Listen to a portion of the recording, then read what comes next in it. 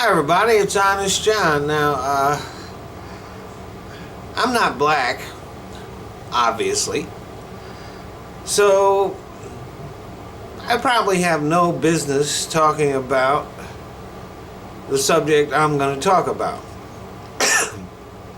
But I do spend a lot of time in the black community. I hang out with black guys and women a lot,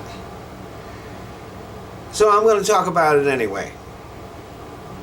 The subject I'm going to talk about is the N-word.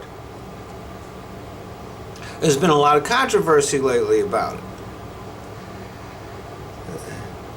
There have been a bunch of white people that got themselves in trouble for using it. Michael Richards, Paula Dean, Riley Cooper, Richie Incognito, and others.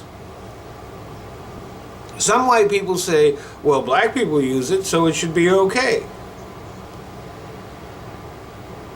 Why shouldn't I? And this controversy has led some prominent black people to say that black people should stop using it. Now, like I said, I'm an outsider, but I respectfully disagree.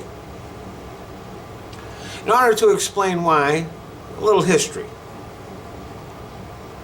The word originally comes from the word Negro, Spanish for black. And of course the races are divided, it's Caucasoid, which means white people, and Mongoloid, which means Asian people, Negroid, black people. So the word, the way the word evolved was that the southern drawl turned the O into an A. And so a lot of southerners still to this day, when they try to say that word, they pronounce it Negra. And somewhere along the line, the R wound up on the end of the word. But it was not a term of disrespect. It wasn't a racial slur. If you read Mark Twain, Huckleberry Finn, and Tom Sawyer, the word is used many, many times in those books. But it's never used in a disrespectful manner. And a matter of fact, the black guy Jim, who's the escaped slave, uses it to describe himself.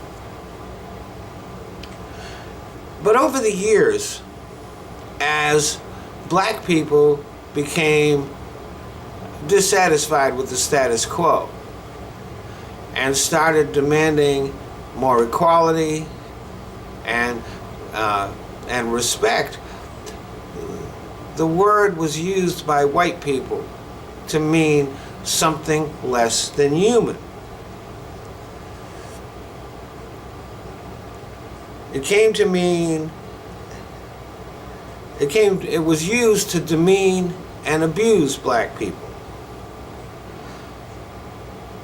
But that's not the end of the word's history. Black people also used the word. At first in the South because that's what they heard. But then, as it began to be used against them as a weapon, well, they took the R off it. They took the R off the end of the word and changed its meaning. It became a term of affection and even respect. In a sense, it's actually two different words. It depends on who's using it. When Paul Mooney or Richard Pryor, legendary comedians, use that word, and they use it very frequently.